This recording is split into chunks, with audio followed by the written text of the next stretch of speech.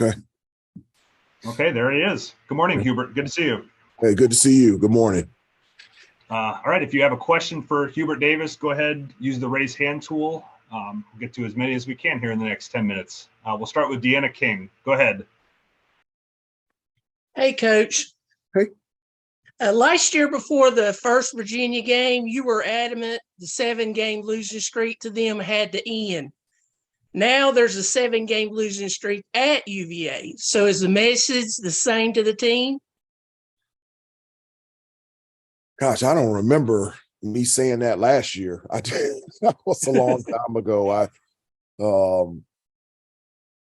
And I don't see myself mentioning that to the team. And I think the most important thing is to focus on what is real, and that's our preparation to see if we can play our best at Virginia against a really good basketball team.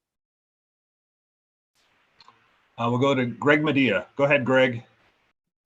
Yeah, Hubert, I'm curious. Leaky Black, his scoring is up, his 3-point percentage is up, and his rebounds are up. Where have you seen his game grow the most this season? Well, I mean, Leaky's just a really good basketball player. I mean, I think, for myself, I think he's the best individual defender in the country. Not only can he defend, just the versatility in which he can defend. And then on the offensive end, just every year, the confidence to be able to make plays out there on the floor. He can shoot the three. He can put the ball on the floor. He can finish in the lane. He can post up. He's an excellent passer. Last couple of years, he's led our team in assist to turnover ratio. And so he's just a special player that I feel very thankful and blessed to have been around him for 5 years. And I love him out there on the floor, and I love him in our locker room, and just love him being a part of our program. CL Brown, go ahead, sir. Hey, Hubert, I was wondering if there was any kind of update on Pete Nance and his status for tomorrow. Yeah, he did an individual workout yesterday. Today, he'll do more of an individual workout and also practice with us today. And then we'll just have to see. I don't know if he'll play or not. It's a game time decision. I can make a strong argument that he'll be ready to play tomorrow, and I also can make a strong argument that he won't be ready tomorrow. But I do know this: he's getting a lot better every day. I think the biggest part for him is just having confidence that his back won't tighten up again, and so that just comes with practicing. That comes with time and having that confidence that you feel like you can go out there and contribute. But he's doing everything that he can to be out there on Tuesday, and my hope is that he is, but he's trending in the right direction. I just can't tell you whether it's, he'll be ready to play or not, but he's getting better every day. And if I can make one follow, I was curious, against a team like Virginia or any team that plays at a slower pace than you guys do, what kind of tweaks or adjustments do you make in preparation just to get the team prepared to, defend for a long time on the shot clock and that sort of thing? Well, that's something that, we've had to do with other teams is, and I've talked a lot about the discipline and the details that have to be in place in order for you to have a chance and to be successful at this level. And, even more so against Virginia, from a defensive standpoint, like all the things that we've worked on and talked about in practice, you have to have those discipline and details to be able to defend them for long periods, in terms of not allowing them to reject ball screens, to stay down on pump fakes, and to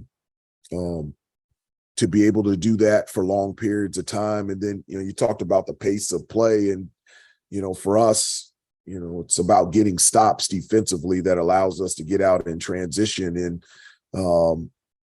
getting out in transition allows us to be more effective on the offensive end. Attacking the basket allows us to get to the free throw line. and just in the half court, just having a lot of movement and spacing to be able to try to get the shot that you want. And great shot offense. You got to take great shots against Virginia because, the possessions are less. And so you don't want to waste it with a turnover or a bad shot. You got to take advantage of every opportunity to be able to score and take and make great shots against them. Go to Brendan Marks. Go ahead, Brendan. Hey, Hubert. Good morning.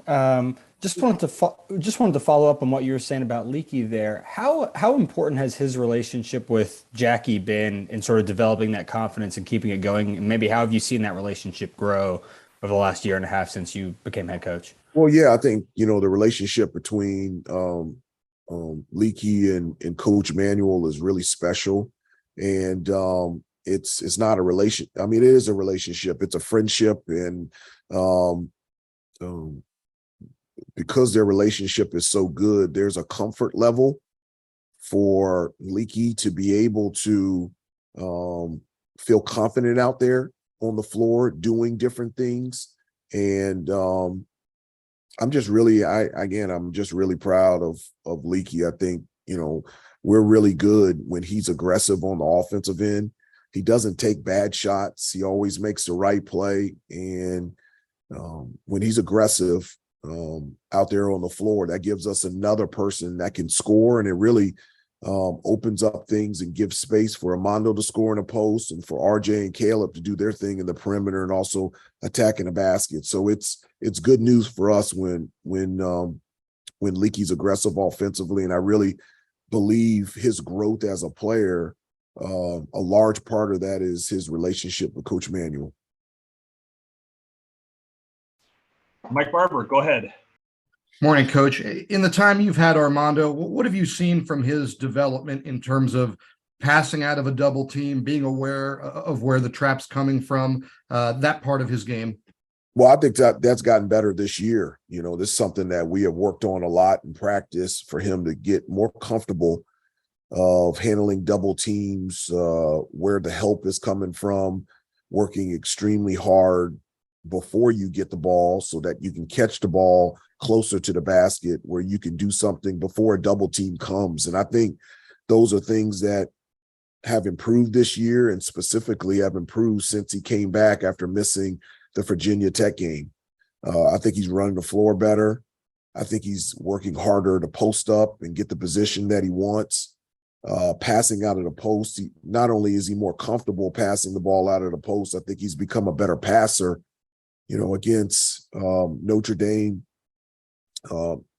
some unbelievable bad a cross-court pass in the first half. It was our first points to Caleb in the corner for a 3, and then in the second half got double-teamed and found RJ on the weak side. Those are plays that I don't think Armando would have felt comfortable doing at the beginning of the year. And so that's definitely an area that he's getting better at, is distributing the ball, and I'm really proud of him in growth in that area. Will that be particularly important Tuesday night against the PacMan?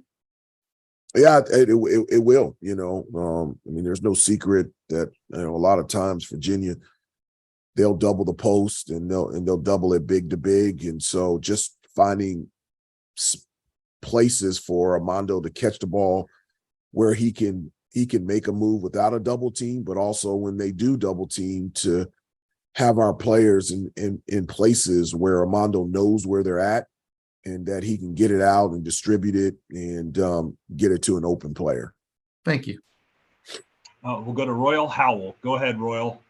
Hey, Coach, how you doing? Good. Can you just speak on just your assessment of Seth Trimble, just his ability to guard 94 feet on the 3-guard lineup, gives you the option to, get out in transition, primary and secondary breaks. Just what's been your assessment on just having him on your ball club to give you another element, more specifically on the defensive end? Yeah, he's just gifted defensively. He's extremely athletic. He's strong, and he can guard a number of different people. He can contain the ball. He can pressure the ball. He can contest shots. He's just gifted from a defensive standpoint, and it allows him to just be disruptive out there on the floor. from a defensive standpoint, and he's been great for us this year.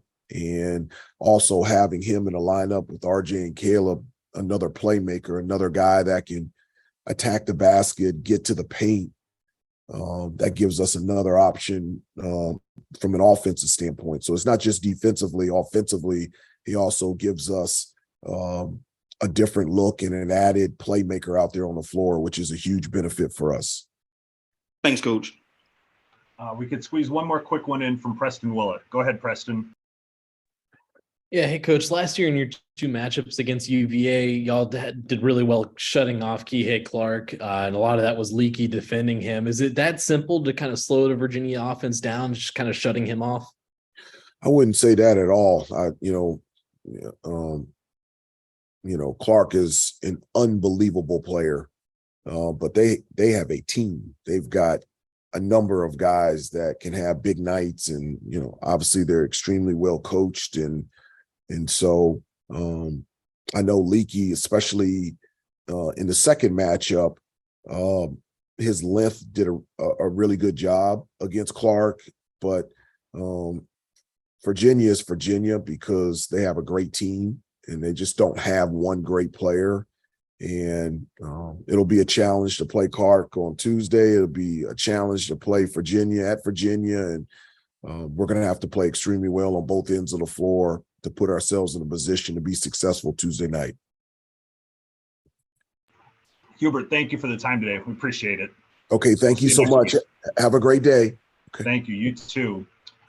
All right, we'll bring on Jeff Capel now from Pittsburgh. Let me find him here.